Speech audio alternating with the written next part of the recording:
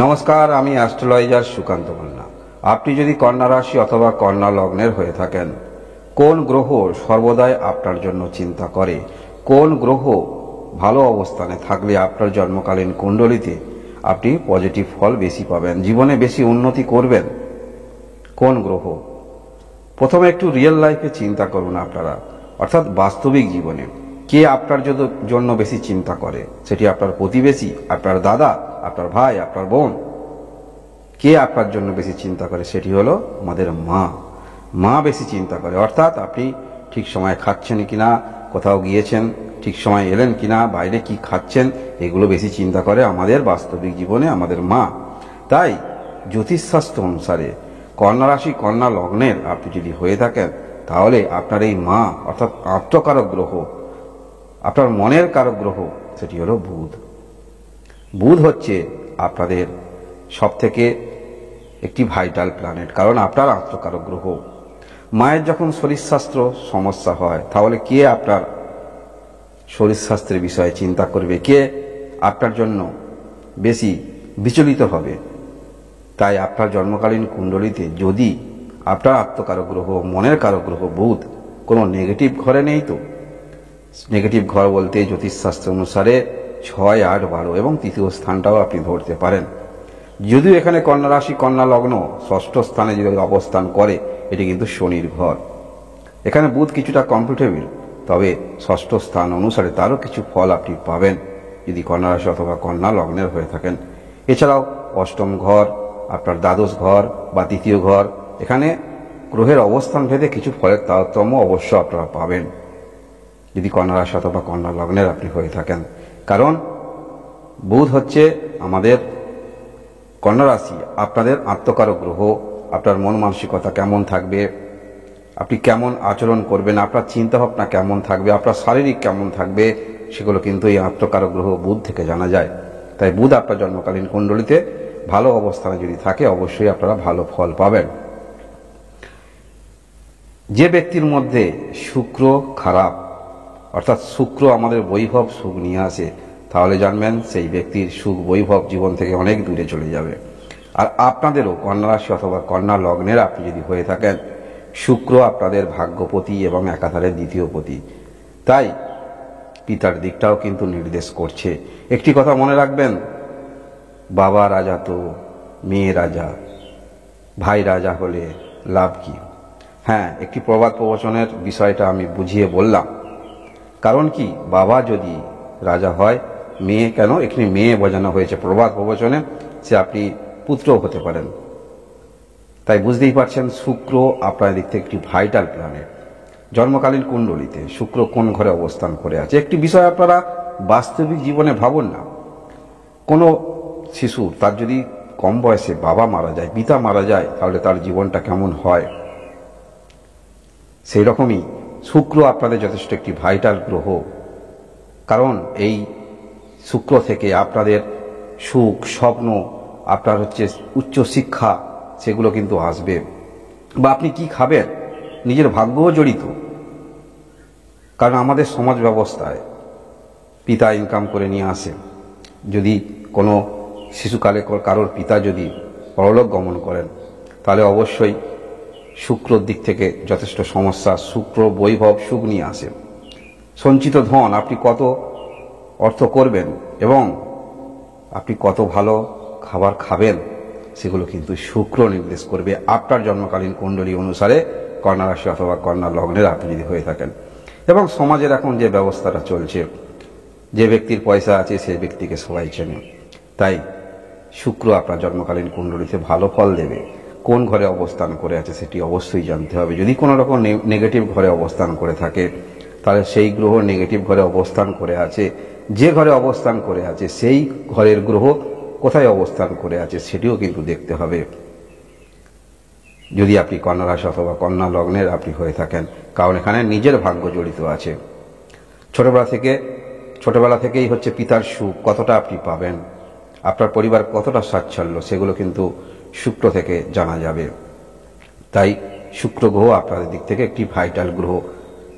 এই গ্রহ সর্বদাই আপনার জন্য চিন্তা করবে, চেষ্টা রাখবে। এর পরবর্তী ক্ষেত্রে শনি আপনাদের পঞ্চম স্থানের অধিপতি এবং ষষ্ঠ স্থানের অধিপতি। তাই একটি কথা মনে রাখবেন, যে ব্যক্তির মন ভালো তো সব ভালো, যে ব্যক্তির মন ভালো নেই তো কিছুই ভালো নেই। শনি আপনার পঞ্চম স্থানের অধিপতি এবং ষষ্ঠ স্থানের অধিপতি। আপনার স্বভাব চরিত্র সেটি কিন্তু পাওয়া যাবে, অর্থাৎ আপনি কেমনভাবে মন মানসিকতা নিয়ে বড় হয়েছেন সেরকমই কিন্তু আপনার মধ্যে মন মানসিকতা দেখতে পাওয়া যাবে, তার প্রভাব কিন্তু পাবে। আপনি কতটা বিনয়ী, আপনি যে বয়সেরই হন না কেন, কোথাও আপনি শিক্ষা নিয়েছেন, শিক্ষাগুরু সম্মান দেখাতে হয়, সেই সম্মানটা কিন্তু আপনি কতটা বিনয়ী, আপনি সম্মান দেখাবেন, কতটা আপনার মধ্যে সেই বিনয়ী নম্র ভদ্র আপনি আছেন, সেটি কিন্তু জানা যাবে শনি থেকে। আপনার জন্মকালীন কুণ্ডলিতে শনি গ্রহ কিন্তু পজিটিভ ফল দেবে রাশিচক্র অনুসারে, কন্যা রাশি কন্যা লগ্ন। তাই শনি গ্রহ কিন্তু আপনার দিক থেকে একটি সর্বদাই আপনার জন্য চিন্তা করবে। কতটা বুদ্ধিমত্তা পরিচয় আপনি দিতে পারবেন, জীবনে সমস্যা আছে, সেই সমস্যা অতিবাহিত করতে হবে, সেই সমস্যা কিভাবে আপনি পরিত্রাণ পাবেন সেটি কিন্তু শনি থেকে জানা যাবে। বা শনি গ্রহ কতটা আপনার ভালো পজিশনে অবস্থান করে আছে, তবে সে তো ফল দিতে পারবে, যেহেতু আপনার জন্য সর্বদা চিন্তা করছে, চেষ্টা করছে। এবং শারীরিক কোনো রকম সমস্যা, যে কোনো কাজ করবেন মানে ভয় নিয়ে, টেনশন, সেগুলো কিন্তু দেখতে পাওয়া যাবে। তাই এই পঞ্চম ঘরে এবং ষষ্ঠ ঘরের অধিপতি শনি কোন ঘরে অবস্থান করে আছে সেটিও কিন্তু আপনাকে জানতে হবে, কারণ এই গ্রহ থেকে আপনারা পজিটিভ ফল পেতে পারেন। এর পরবর্তী ক্ষেত্রে, যেটি কোনো গ্রহ নয় তবুও আমরা জ্যোতিষশাস্ত্র অনুসারে গ্রহ হিসাবে ধরে থাকি, এবং বর্তমানকালে এই কলি যুগে অন্যান্য গ্রহ, শুভ গ্রহ যে ঘরে যে গোচর হচ্ছে, গোচরে জানা ফল দিয়ে থাকে, এখানে কিন্তু এই কলিযুগে পাপগ্রহ বেশি ফল দিয়ে থাকে। তাই রাহু আপনাদের জীবনে ভালো ফল আনতে পারে, তবে জন্মকালীন কুণ্ডলিতে কোন ঘরে বসে অবস্থান করে অ্যাক্টিভ মুডে আছে সেটিও জানতে হবে। দেবগুরু বৃহস্পতি সর্বদাই শুভ গ্রহ, যে ঘরে অবস্থান করবে সেই ঘরে অবশ্যই শুভত্ব ফল পাবেন। কিন্তু আপনার দিক থেকে এই রাহু ছায়া গ্রহ আপনার জন্মকালীন কুণ্ডলিতে কতটা অ্যাক্টিভ মুডে আছে, কারণ এই রাহু হঠাৎ করে, বিষয়টা নিশ্চয়ই আপনারা জানেন, রাহুর যে ক্যারেক্টার, কোনো জিনিসের প্রতি আপনার আসক্তি তৈরি করবে। তাই আপনার জন্মকালীন কুণ্ডলিতে রাহু কোন ঘরে অবস্থান করে আছে সেই ক্ষেত্রে আপনার যেমন আসক্তি তৈরি হবে, সেই ঘরের গ্রহ কোন ঘরে অবস্থান করে কোন জিনিসের প্রতি আপনার আসক্তি তৈরি করবে, বা গোচরে যখন মুভ করবে গ্রহ, তখন কোন ক্ষেত্রে আপনার যথেষ্ট ইন্টারেস্ট বৃদ্ধি হবে, আপনার মনের মধ্যে বাসনা কামনা তৈরি হবে, সেগুলো কিন্তু রাহু যদি আপনার জন্মকালীন কুণ্ডলিতে অ্যাক্টিভ মুডে থাকে ভালো ফল পাবেন। রাহু উপচয় স্থানে ভালো ফল দিয়ে থাকে, তাই রাহু আপনার দিক থেকে ভালো ফল দিতে পারে, জানবেন।